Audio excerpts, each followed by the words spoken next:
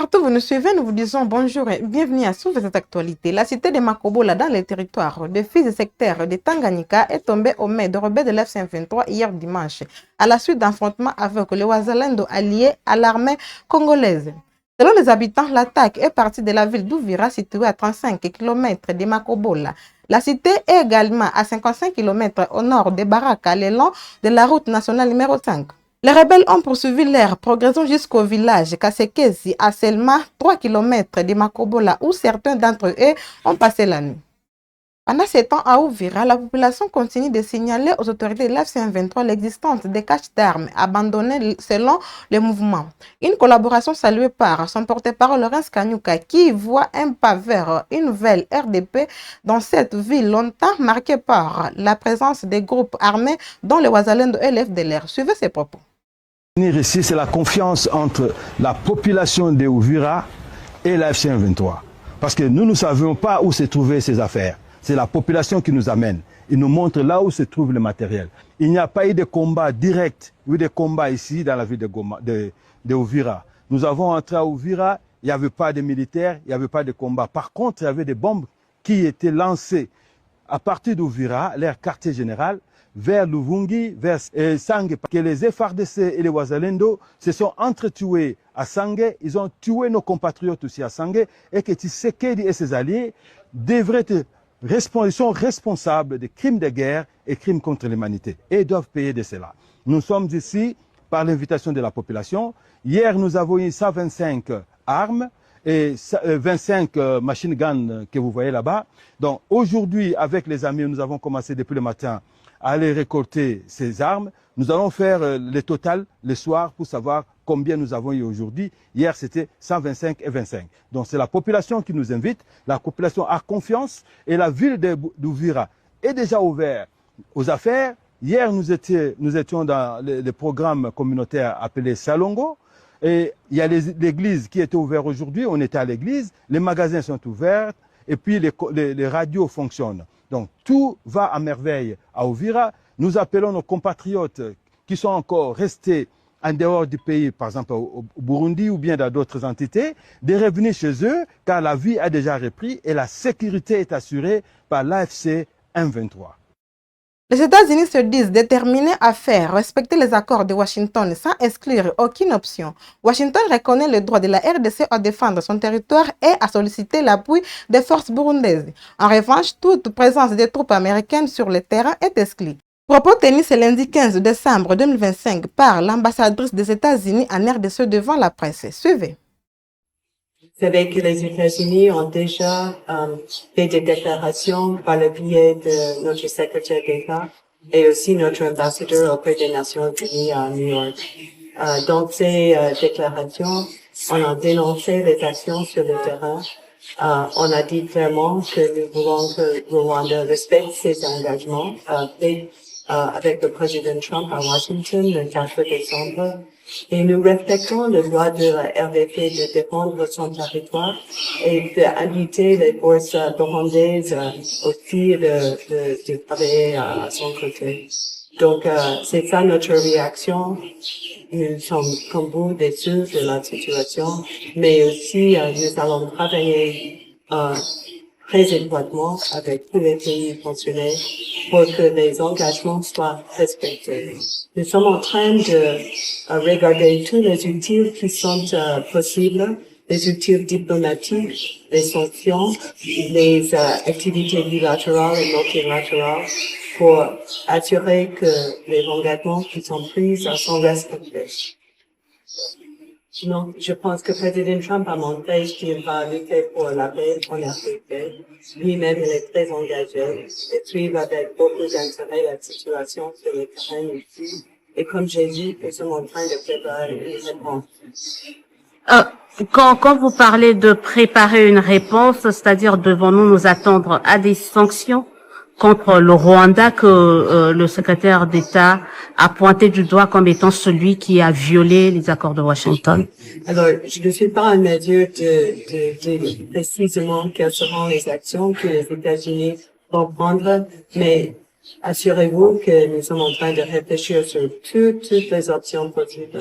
Alors, je reviens sur la dernière déclaration du président Trump lors d'un meeting aux États-Unis où ça a été perçu comme le bradage de richesse de la RDC, la manière dont le président américain a eu à présenter cet accord. Est-ce qu'il y aura un rétropédalage ou c'était pour une consommation intérieure ou c'est vraiment l'accord de Washington est un bradage des minerais congolais comme certains l'ont dit juste après? L'accord de Washington comprend plusieurs accords. Nous avons d'abord l'accord qui est entre la RDC et le Rwanda, donc l'US et les États-Unis sont un garanteur, un médiateur. Il y a aussi des accords bilatéraux avec la RDC, mais ces accords ont été négociés pour être gagnant-gagnant.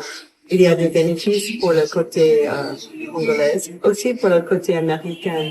On a été clair au début que nous voulons nous-mêmes avoir une chaîne d'approvisionnement sur des minerais critiques qui sont nécessaires pour nos industries et pour la défense des États-Unis. Et nous sommes entrés dans un accord avec la RDC par rapport à les investissements américains ici. Mais il s'agit des investissements qui vont bénéficier du secteur minier ici. Parce que les investissements américains apportent le financement, apportent un respect pour les lois congolaises, mais aussi un respect pour les travailleurs congolais.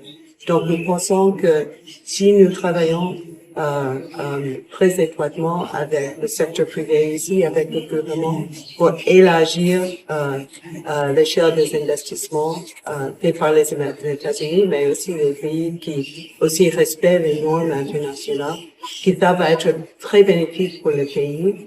Ça va aussi aider la valeur ajoutée qui est désirée dans le secteur industriel.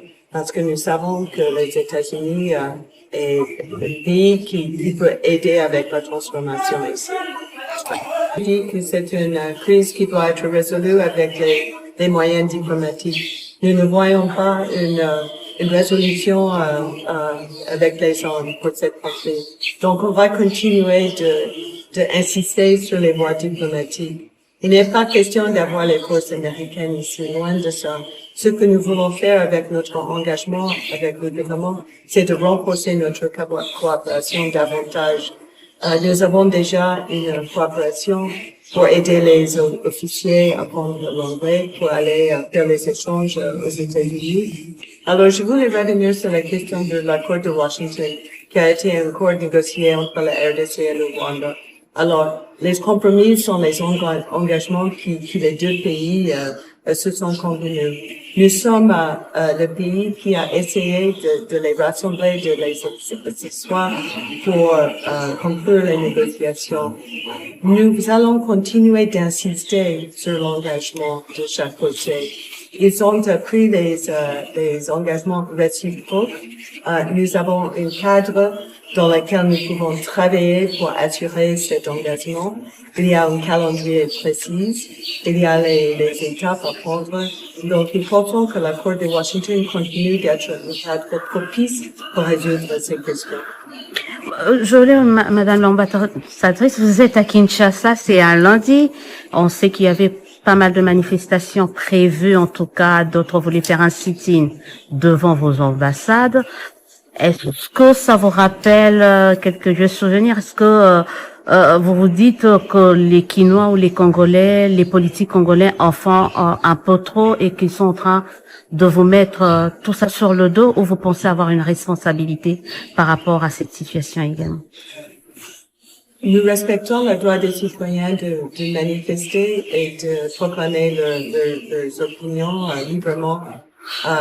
Mais aussi, nous avons appelé au gouvernement de respecter leurs obligations dans la Convention de Vienne de assurer la sécurité des institutions diplomatiques. Alors, je pense que nous sommes dans une situation où il y a des émotions fortes et nous respectons la voix du peuple, mais nous demanderons aussi que la propriété des diplomatiques soit respectée.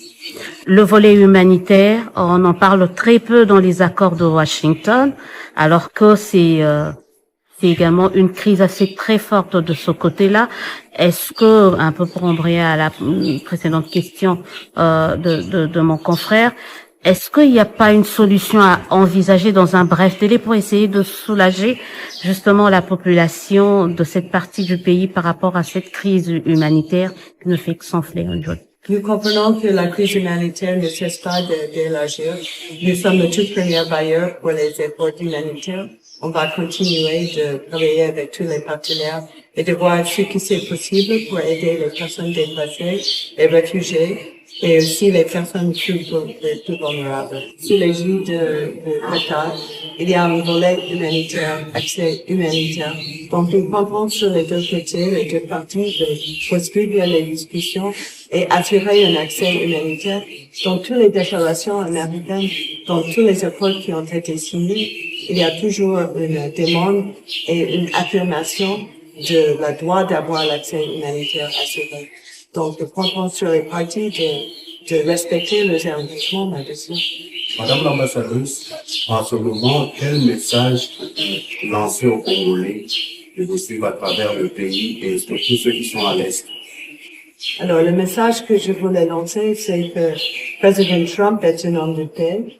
Il a voulu rassembler les parties prenantes pour discuter la paix, pour s'engager dans la recherche de la paix. Nous savons que ce n'est pas une voie facile, ce n'est que le début du travail et sachez que vous pouvez compter sur les États-Unis de répondre aux actions sur le terrain avec beaucoup de fermeté, mais aussi on va continuer par la voie diplomatique d'assurer que les engagements sont respectés.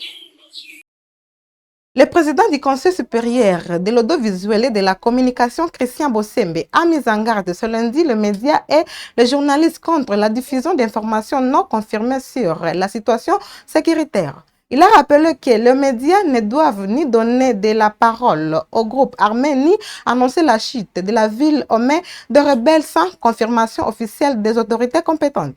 Christian Bossembe a notamment pointé du doigt les chaînes internationales TV5 Monde et France 24 qu'il accuse d'avoir violé les directives du CESAC. Il est ici. Je rappelle qu'une directive officielle, publique et même contraignante avait été édictée, interdisant formellement toute prise de parole médiatique aux groupes armés. Cette directive, malheureusement, a été violée de manière répétée par certains médias, notamment France 24 et TV5. Malgré les mises en garde claires de l'autorité de régulation, face à ces manquements, ce matin même, j'ai instruit à nos services de convoquer ces médias concernés afin que des mesures appropriées soient prises. Parce que vous le savez, dans un état de droit, le respect des décisions de l'autorité de régulation n'est pas optionnel. Nul, quelle que soit sa autorité ou son audience, n'est au-dessus de la loi, n'est au-dessus de la loi de la République.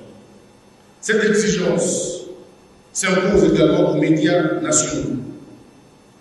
Parce que l'annonce prématurée de la chute des villes, sans confirmation officielle, alimente la panique, fragilise le moral collectif et participe à la désinformation.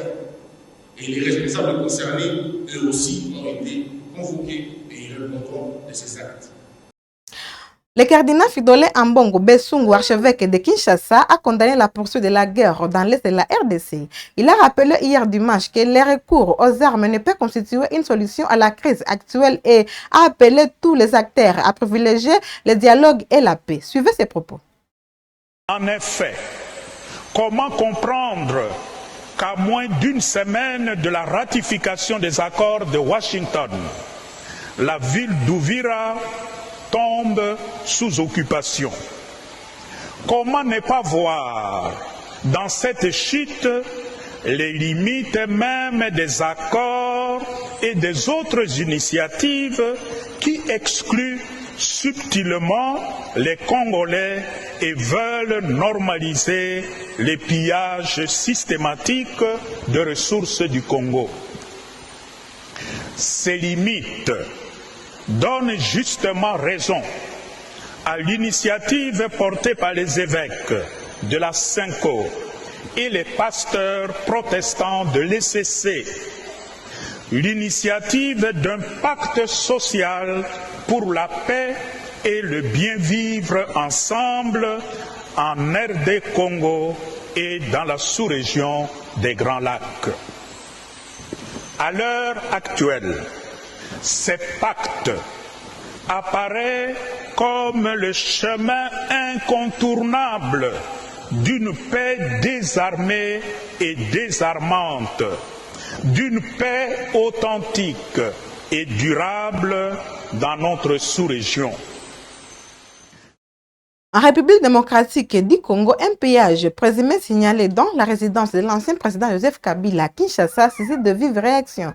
Le notable Katangé dénonce de fait et appelle le président Félix Tshisekedi à assumer ses responsabilités tout en réclamant l'ouverture d'une enquête indépendante en fait de faire toute la lumière sur les circonstances de cet incident. Suivez leur déclaration.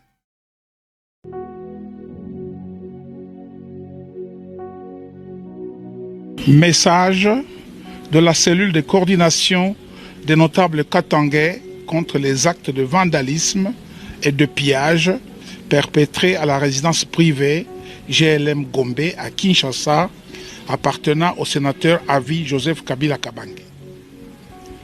Encore une fois et pas plus qu'hier, nous avons appris avec abasourdissement, ou mieux avec stupeur, les actes de pillage et de vandalisme perpétrés par des gens en tenue militaire non autrement identifiés à la résidence privée GLM Gombe à Kinshasa de l'un d'entre les notables katangais, à savoir le président de la République honoraire et sénateur à vie Joseph Kabila Kabange.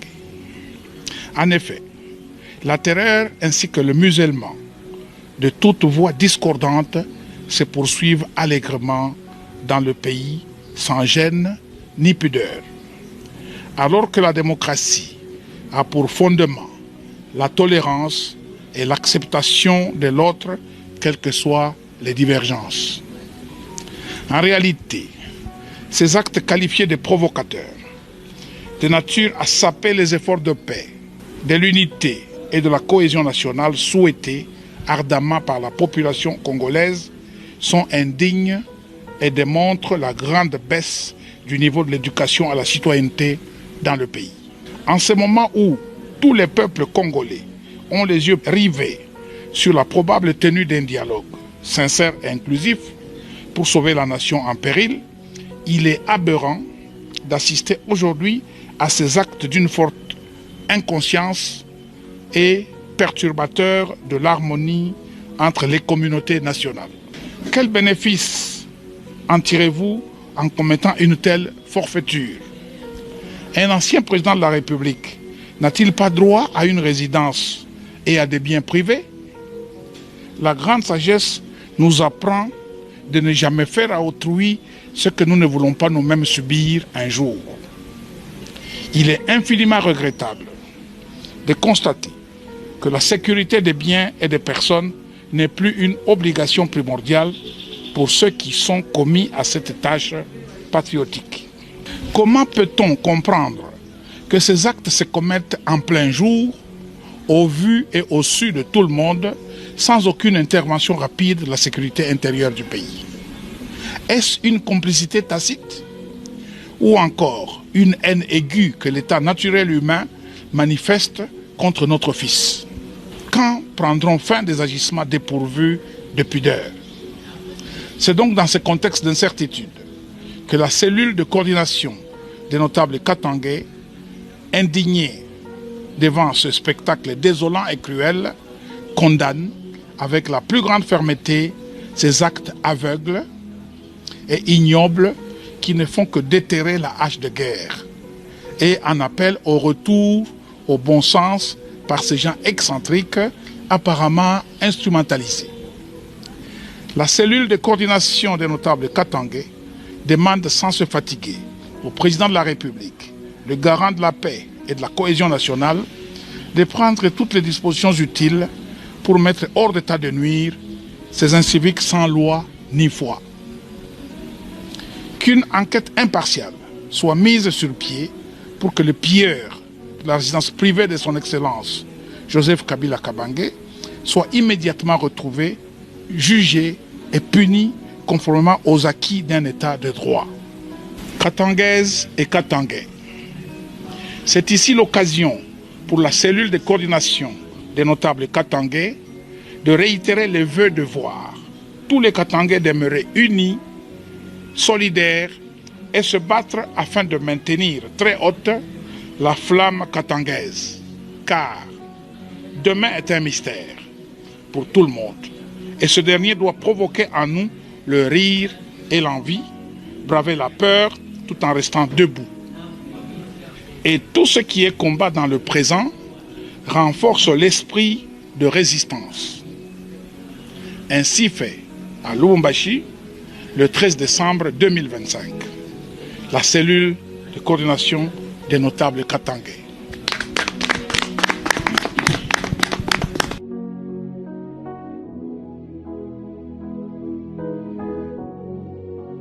Lors d'un meeting populaire le week-end dernier à Kinshasa, l'opposant Delis Esanga a appelé la population à rejeter la marche dite de l'Union qu'il estime injustifiée et présentée comme un soutien à l'accord de Washington. Il a rappelé qu'un parti au pouvoir disposant de tous les moyens de l'État n'a pas à manifester dans la rue, mais doit plutôt gouverner et pour produire des résultats concrets. Delis Esanga est ici. Museveni azana Congo na ba troupe ougandaise. Ebele ba kolobela yango te. Mais Museveni pe akomi koloba kuna Ituri ezalaka na tango kala pe na kati ya mabele ya Uganda. Est-ce que bino bondima yango? Est-ce que bino bondima yango? Na koboya yango tozoloba na président Tshisekedi Boyi. Totonga mboka na biso, totonga mapinga na biso, totika makambo ya kozela na bapaya te bakoya kobikisa biso. Américain akoya kobunda awa te. Bato oyo ezala na Qatar, ezala na bamboka mosusu bakobunda bitumba na biso te. Bitumba na biso kobatela bomoi na biso, mboka na biso ba congolais nde bakobundela yango. Et puis totika distraction. Moto a piégé gouvernement na biso azalite. Gouvernement na biso bangonde bakendeki koluka Trump. Moto a piégé bango azate. Lokola ba mesana bakokende nzela oyo esimba te bazongi mosusu. Kote patepa. Yango tolobi boyi. Lelo Tshisekedi na pouvoir na ye etikali bango mikolo ya kotanga. Eza boye te. Etikali bango mikolo ya kosala nini? Etikali bango 1192 jours pour te pouvoir na bango esila. Toko senga na ye. Toko senga na ba Congolais. O bakamati mandoki na Est. Na awa na Kisasa.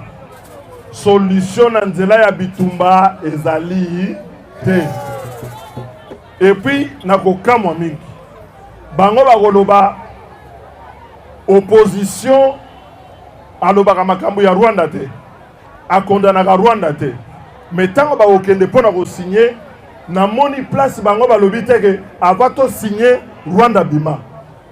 Na moni te esika bango bakei balobi ete condition na biso na bisika tozo kende Rwanda aza agresseur. Bake ko signer kuna bazolo bani Rwanda aza na Congo na cadre ya mesure défensive. Et loko lisusu kokamwa ezali na komona bato baza na pouvoir. Bawelaki pouvoir awa. Bazui présidence, bazui parlement, baza na banque centrale, mapinga biloko nyonso na maboko na bango. Eza boye te. Mais ngana kanisa ki lokola Uvira kwei tokomona bango na camp militaire, tokomona bango na soda, balendisa bango mutema potoke negobunda. Mais na likolo ya nyonso wana ezozala te, eloko tozomona majorité bato bakokamba mboka na bisika ete basala mosala oyo bapesi bango na makoki ya l'État bakobenga bino lisusu bokende komarche. Est-ce que bino bokomarche? Est-ce que bino bokomarche? Bazosenga bakende komarche.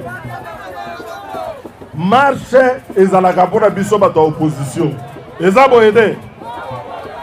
Parce que biso tokomarche mpona nini? Tokomarche parce que tozosenga eloko. Tokomarche parce que tozo protester. Est-ce que pouvoir a protestaka?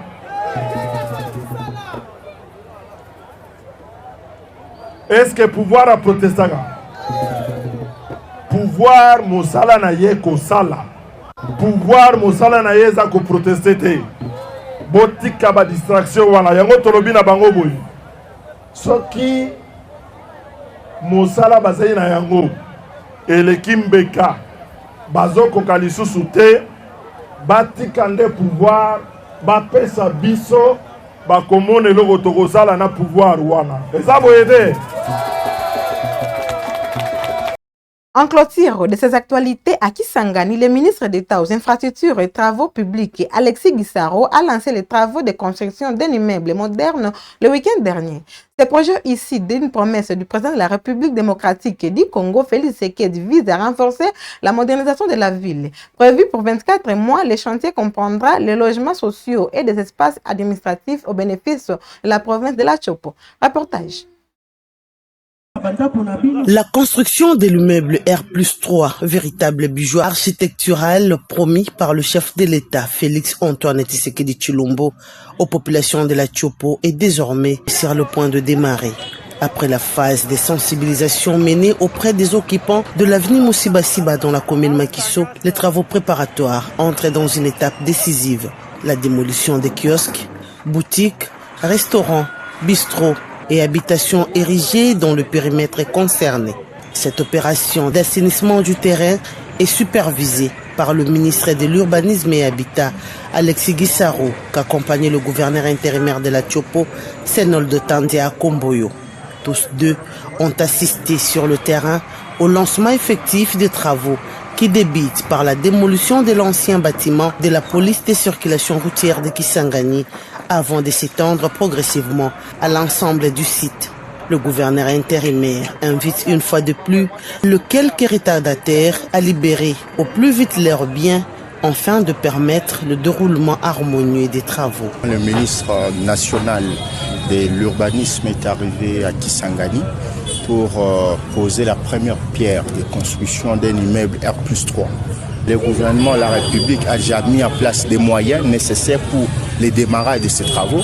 Et nous, à notre niveau, nous devons nous assurer que l'espace soit bel et bien libéré pour que ces travaux s'exécutent en toute quiétude. Et par conséquent, nous demandons à tous ceux-là qui ont des boutiques, qui ont des activités dans le périmètre qui a été retenu, de pouvoir prendre des dispositions parce qu'ils étaient avertis des plus belles lurettes. Ils ont suffisamment de temps pour pouvoir trouver d'autres emplacements. Au nom de la population chopolaise, première bénéficiaire de ces vastes projets, le gouverneur intérimaire a exprimé sa profonde gratitude au chef de l'État, Félix Antoine Tshisekedi Tshilombo, déterminé à restaurer et à moderniser l'image de la ville de Kisangani. Ces projets de construction de logements sociaux exécutés sous la supervision de l'Agence congolaise de promotion immobilière à Coprime est prévu pour une durée de 24 mois.